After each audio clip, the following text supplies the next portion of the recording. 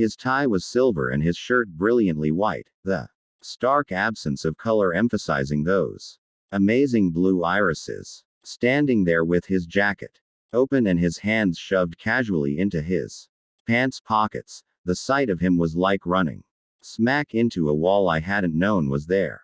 I jerked to a halt, my gaze riveted to the man, who was even more striking than I'd remembered. I had never seen hair that purely black. It was glossy and slightly long, the ends drifting over his collar. That sexy length was the crowning touch of bad boy hotness over the successful businessman, like whipped cream topping on a hot fudge brownie sundae.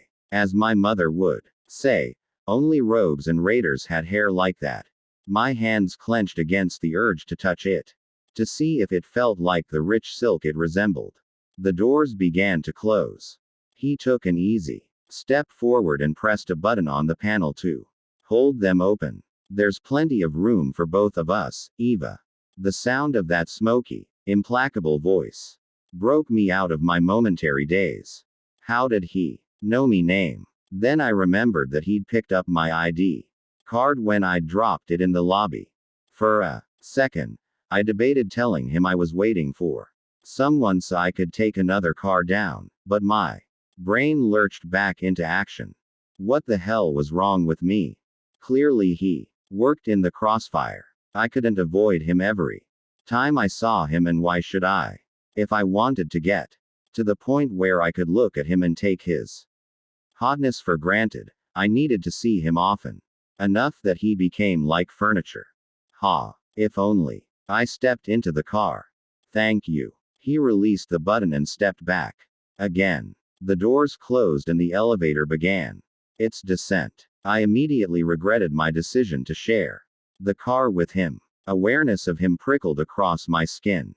He was a potent force in such a small enclosure, radiating a palpable energy and sexual magnetism that had me shifting restlessly on my feet. My breathing became as ragged as my heartbeat. I felt that inexplicable pull to him again, as if he exuded a silent demand that I was instinctively attuned to answering. Enjoy your first day? He asked, startling me. His voice resonated, flowing over me in a seductive rhythm. How the hell did he know it was my first day? Yes, actually, I answered evenly. How was yours? I felt his gaze slide over my profile, but I kept my attention trained on the brushed aluminum elevator doors. My heart was racing in my chest, my stomach quivering madly. I felt jumbled and off my game. Well, it wasn't my first, he replied with a hint of amusement. But it was successful, and getting better as it progresses. I nodded and managed a smile, having no idea what that was supposed to mean. The car slowed on the 12th floor and a friendly group of 3 got on, talking excitedly among themselves. I stepped back to make room for them, retreating into the opposite corner of the elevator from dark and dangerous. Except he sidestepped along with me. We were suddenly closer than we'd been before. He adjusted his perfectly knotted tie, his arm brushing against mine as he did so. I sucked in a deep breath, trying to ignore my acute awareness of him by concentrating on the conversation taking place in front of us. It was impossible. He was just so there, right there, all perfect and gorgeous, and smelling divine. My thoughts ran away from me, fantasizing about how hard his body might be beneath the suit, how it might feel against me, how well endowed, or not, he might be. When the car reached the lobby, I almost moaned in relief. I waited impatiently as the elevator emptied, and the first chance I got, I took a step forward. His hand settled firmly at the small of my back and he walked out beside me, steering me. The sensation of his touch on such a vulnerable place rippled through me. We reached the turnstiles and his hand fell away, leaving me feeling oddly bereft. I glanced at him, trying to read him, but although he was looking at me, his face gave nothing away. Eva. The sight of Carrie lounging casually against a marble column in the lobby shifted everything. He was wearing jeans that showcased his mile-long legs and an oversized sweater in soft green that emphasized his eyes. He easily drew the attention of everyone in the lobby.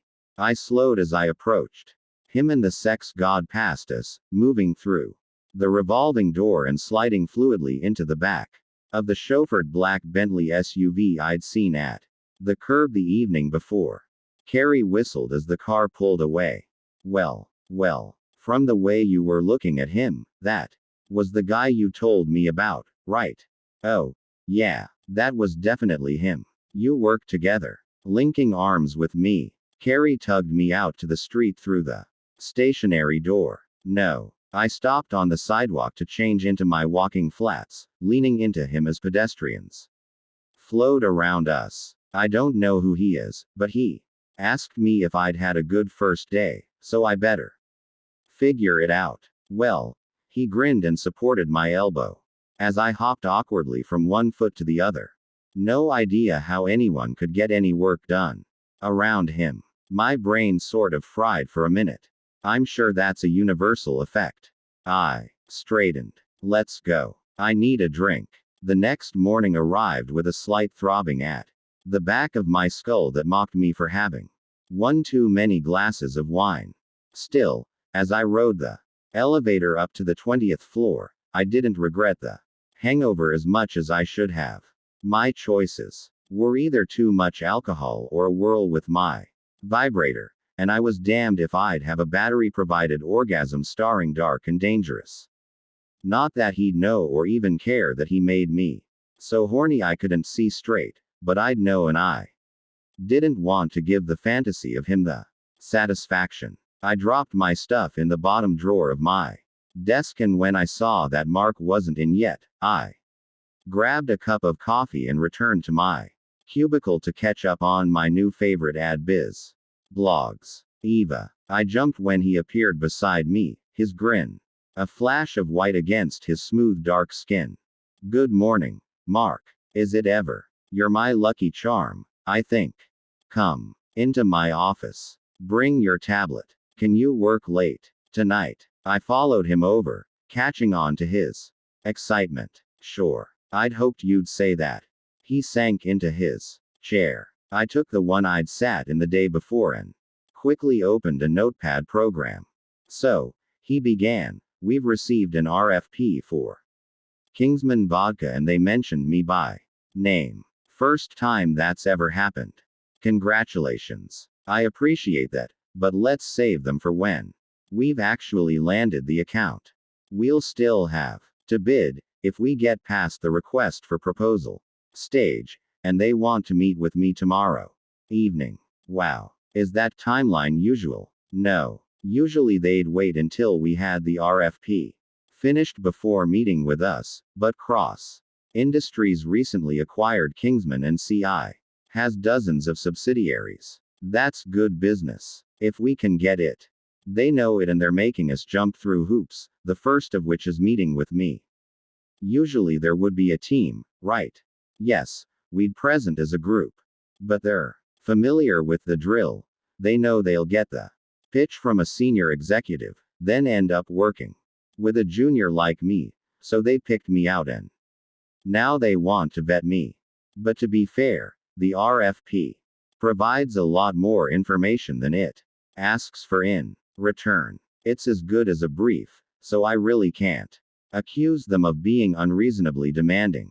Just meticulous. Par for the course when dealing with Cross Industries. He ran a hand over his tight curls, betraying the pressure he felt. What do you think of Kingsman Vodka? Well, honestly, I've never heard of it. Mark fell back in his chair and laughed. Thank God. I thought I was the only one. Well, the plus side is there's no bad press to get over. No news can be good news. What can I do to help? Besides research, vodka and stay late. His lips pursed a moment as he thought about it. Jot this down. We worked straight through lunch and long after. The office had emptied, going over some initial data from the strategists. It was a little after 7 when Mark's smartphone rang, startling me with Its abrupt intrusion into the quiet. Mark activated the speaker and kept working. Hey, baby, have you fed that poor girl yet? Demanded a warm masculine voice over the line. Glancing at me through his glass office wall, Mark said, "Ah, I forgot." I looked away quickly, biting my lower lip to hide my smile. A snort came clearly across the line. Only 2 days on the job, and you're already overworking her and starving her to death. She's going to quit. Shit. You're right. Steve. Honey. Don't. Steve, honey. Me. Does she like Chinese? I gave Mark the thumbs up. He grinned. Yes, she does. All right. I'll be there in 20. Let security know I'm coming. Almost exactly 20 minutes later, I buzzed Stephen Ellison through the waiting area doors. He was a juggernaut of a fellow, dressed in dark jeans, scuffed work boots, and a neatly pressed, button-down shirt. Red-haired with laughing blue eyes, he was as good-looking as his partner was. Just in a very different way. The three of us sat around Mark's desk and dumped kung pao, chicken and broccoli beef onto paper plates, added helpings of sticky white rice, and then dug in with chopsticks. I discovered that Stephen was a contractor, and that he and Mark had been a couple since college. I watched them interact and felt awe and a dash of envy. Their relationship was so beautifully functional that it was a joy to spend time with them. Damn, girl, Stephen said with a whistle, as I went for a third helping. You can put it away. Where does it go? I shrugged. To the gym with me. Maybe that helps. Don't mind him, Mark said, grinning. Stephen's just jealous. He has to watch his girlish figure. Hell. Stephen shot his partner a wry look. I might have to take her out to lunch with the crew. I could win money betting on how much she can eat. I smiled. That could be fun. Ha. I knew you had a bit of a wild streak. It's in your smile. Looking down at my food, I refused to let my mind wander into memories of just how wild-eyed been in my rebellious, self-destructive phase. Mark saved me. Don't harass my assistant. And what do you know about wild women? Anyway, I know some of them like hanging out with gay men. They like our perspective. His grin flashed. I know a few other things, too. Hey. Don't look so shocked. You too. I wanted to see if heterosex lived up to the hype.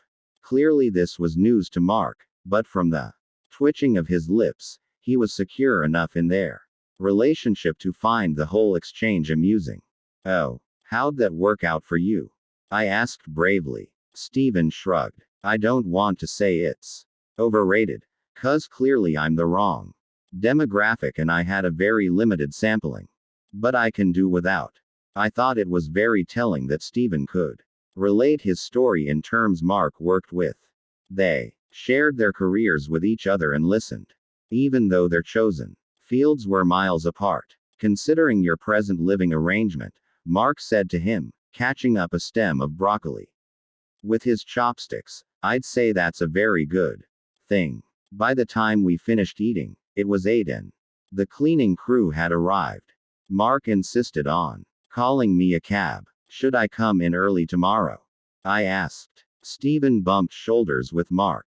You must have done something good in a past life to score this one. I think putting up with you in this life qualifies, Mark said dryly. Hey, Stephen protested, I'm housebroken. I put the toilet seat down. Mark shot me an exasperated look that was warm with affection for his partner.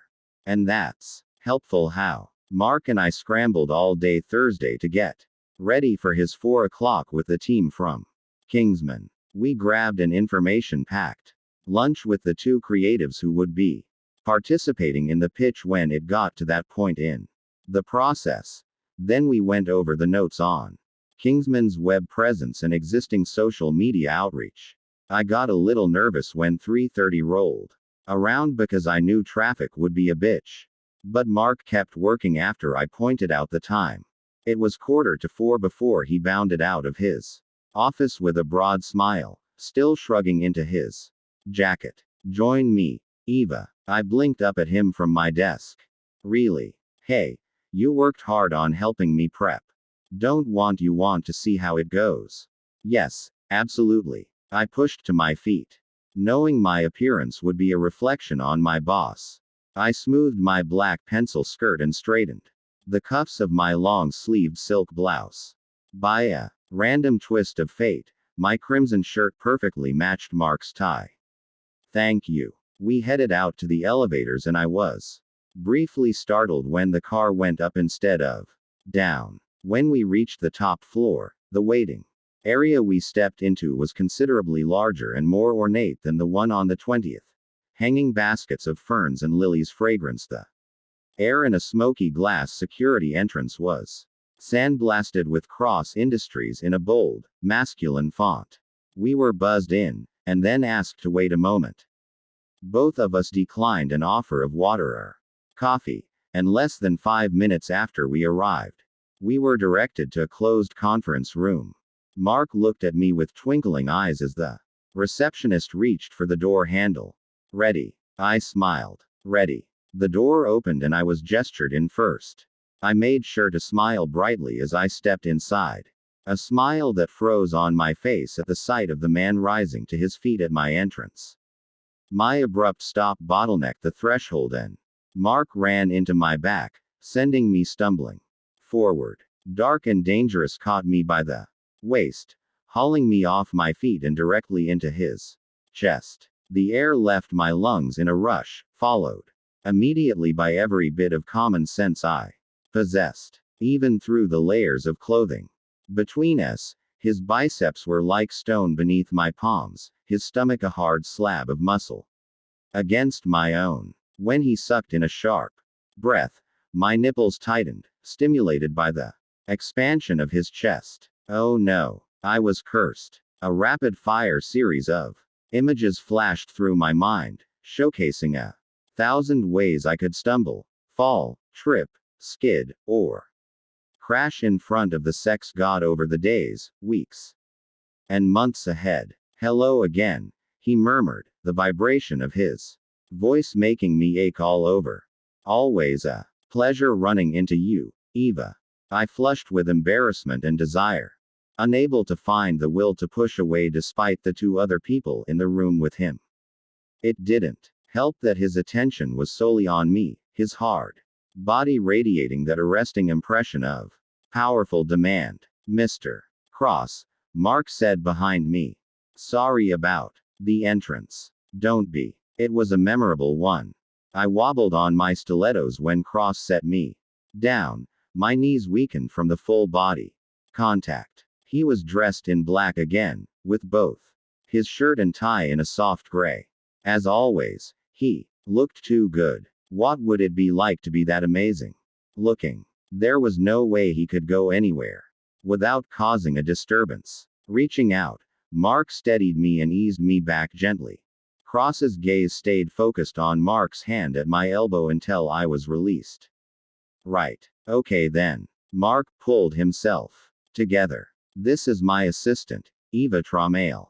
We've met. Cross pulled out the chair next to his. Eva. I looked to Mark for guidance, still recovering from the moments I'd spent plastered against the sexual superconductor in Fioravant. Cross leaned closer and ordered quietly, sit. Eva. Mark gave a brief nod, but I was already lowering into the chair at Cross's command, my body obeying instinctively before my mind caught up and objected. I tried not to fidget for the next hour as Mark was grilled by Cross and the 2 Kingsman directors, both of whom were attractive brunettes in elegant pantsuits. The one in raspberry was especially enthusiastic about garnering Cross's attention, while the one in cream focused intently on my boss. All 3 seemed impressed by Mark's ability to articulate how the agency's work, and his facilitation of it with the client, created provable value for the client's brand. I admired how cool Mark remained under pressure exerted by Cross, who easily dominated the meeting. Well done, Mr. Garrity, Cross praised lightly. as they wrapped things up. I look forward to going over the RFP when the time comes.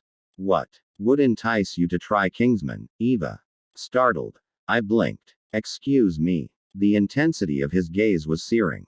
It felt as if his entire focus was on me, which only reinforced my respect for Mark, who'd had to work under the weight of that stare for an hour. Cross's chair was set perpendicular to the length of the table, facing me head on. His right arm rested on the smooth wooden surface, his long elegant fingers stroking rhythmically along the top. I caught a glimpse of his wrist at the end of his cuff, and for some crazy reason the sight of that small expanse of golden skin with its light dusting of dark hair made my clit throb for attention. He was just so male. Which of Mark's suggested concepts do you prefer? He asked again. I think they're all brilliant. His beautiful face was impassive when he said, I'll clear the room to get your honest opinion, if that's what it takes. My fingers curled around the ends of my chair's armrests. I just gave you my honest opinion, Mr. Cross, but if you must know, I think sexy luxury on a budget will appeal to the largest demographic. But I agree. Cross stood and buttoned his jacket. You have a direction, Mr. Garrity. We'll revisit next week. I sat for a moment, stunned by the breakneck pace of events. Then I looked at Mark, who seemed to be wavering between astonished joy and bewilderment. Rising to my feet, I led the way to the door. I was hyper-aware of Cross walking beside me. The way he moved, with animal grace and arrogant economy, was a major turn on. I couldn't imagine him not fucking well and being aggressive about it, taking what he wanted in a way that made a woman wild to give it to him. Cross stayed with me all the way to the bank of elevators. He said a few things to Mark about sports, I think, but I was too focused on the way I was reacting to him to care about the small talk. When the car arrived, I breathed a sigh of relief and hastily stepped forward with Mark. A moment, Eva, Cross said smoothly, holding me back with a hand at my elbow. She'll be right down, he told Mark, as the elevator doors closed on my boss's astonished face. Cross said nothing until the car was on its way down. Then he pushed the call button again and asked, Are you sleeping with anyone?